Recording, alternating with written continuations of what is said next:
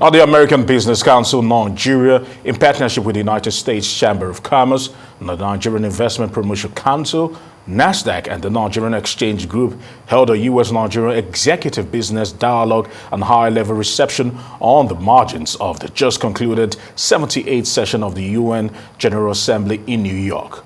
We are now being joined for a conversation around that by Margaret Olele, who is the Chief Executive Officer of American Business Council in Nigeria. I want to say thank you very much for joining us here on Arise News Now. And as it stands right now, can you just summarize for us what are the major takeaways from the fireside chats, the meeting of minds, and also the 78th UN General Assembly? Thanks a lot, Aaron.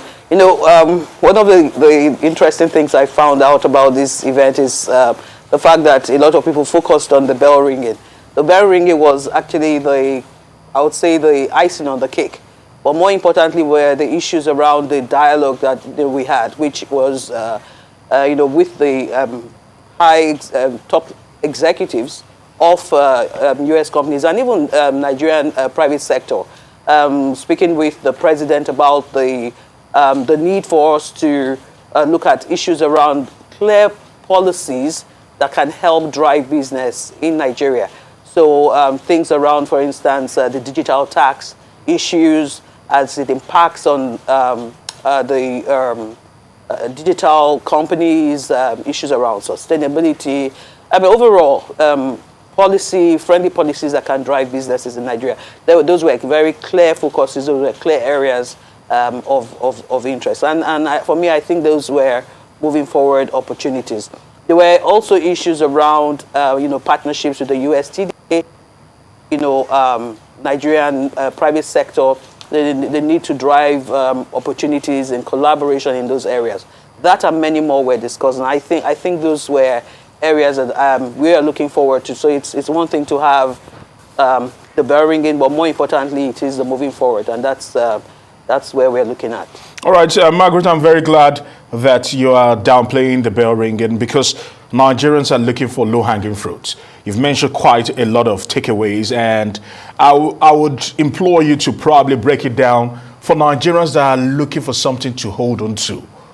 Can you just mention or probably itemize or probably enumerate those things the Nigerians do stand to benefit in the immediate? Because some of those deals, some of those things you mentioned are things that are down the line. We're talking about Nigerians are looking for succor at the moment.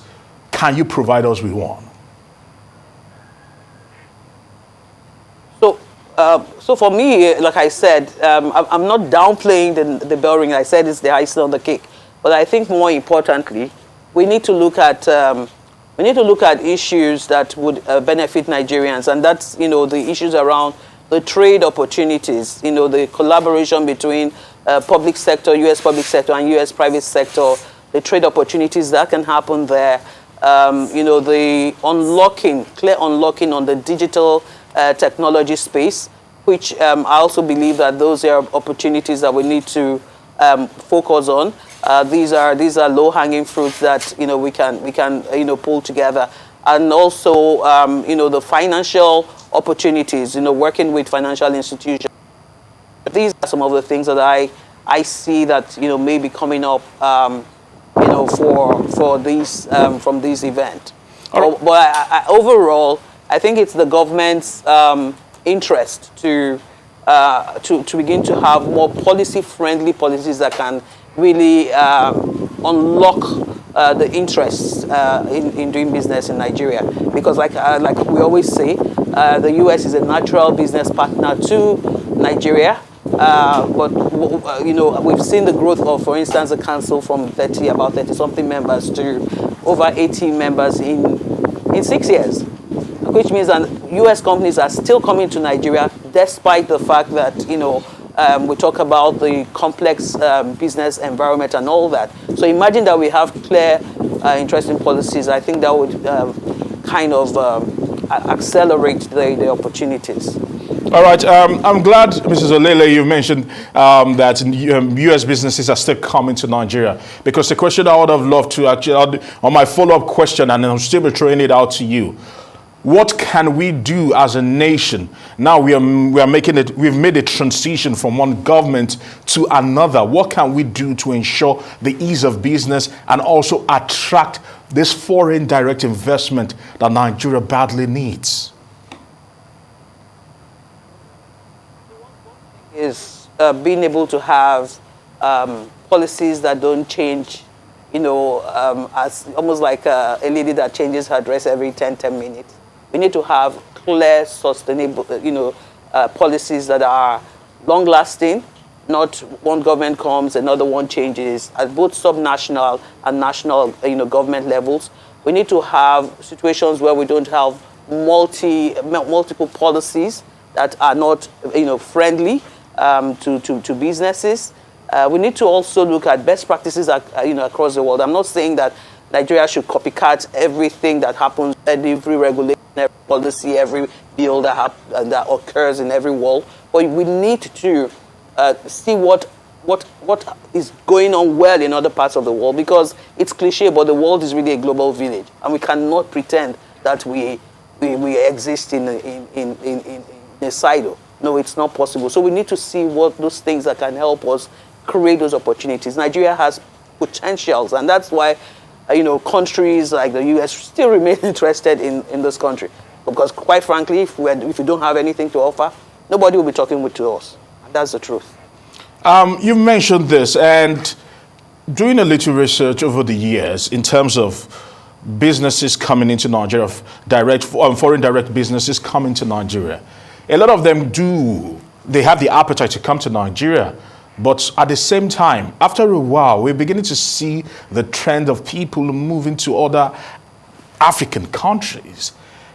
What can we do to ensure that that migration or that divergent migration does not happen, that Nigeria still remains the focus? Because we see big conglomerates like Twitter, we see, I would not even want to mention too many names that have pivoted away from Nigeria to other African countries. What can the government do to ensure that they keep their businesses in Nigeria and it is also profitable? After all, they are businesses. Yeah, okay, well, I mean, it's funny, but it's almost like a concentric circle. So if businesses stay in an enabling environment, in an environment where things work, right? People will tell us that one of our neighbors, I don't want to mention the country, that just 30, 45 minutes or max 1 hour into that country, you find out that, it's almost like you're in a different world, where it's just a nearby country. Yet people prefer to go there. People prefer to even holiday there. I always tell people that Nigeria has beautiful areas, beautiful places, even for tourism. But nobody sees Nigeria as a country for tourism. So it is really, and it's not just the government. I think I think we all have a role to play in setting the right enabling environments to make things happen. I don't know what else, things like incentives, tax holidays, those things that can help, being very intentional and deliberate, in terms of policies and in terms of some kind of tax rebates or things that can attract and sustain businesses in the country. We need to know why people are going to other countries and then ensure that we have those things in our country. And that's what the government should begin to look at as well. I want to say many thanks to you, Margaret Olele, the CEO of America Business Council in Nigeria. Thank you very much for your time on Arise News Now.